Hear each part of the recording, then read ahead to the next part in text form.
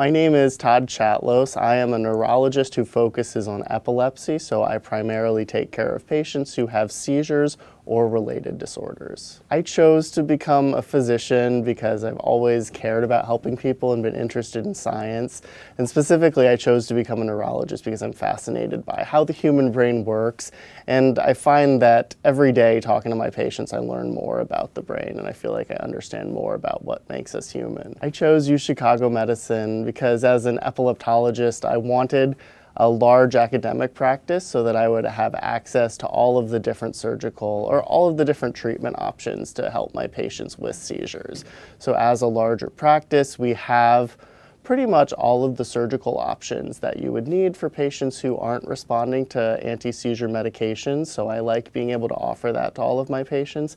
I also love that we are on the forefront, as we say, working on multiple trials for epilepsy drugs and for surgical treatments for epilepsy that might help patients in the future who aren't responding to medications that we have now. I take care of patients with seizures from the moment they first have an episode concerning for a seizure all the way to needing surgery and post-operatively. So I oversee, initially I'll take histories from them and get an idea of what their seizures could be.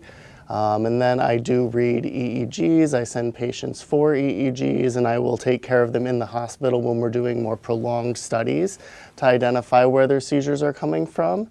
And then I also oversee the collection of other tests. We have lots of ancillary tests which can help us understand people's seizures. And if people do have seizures that are refractory to multiple medications, we can talk about surgical options for their seizures.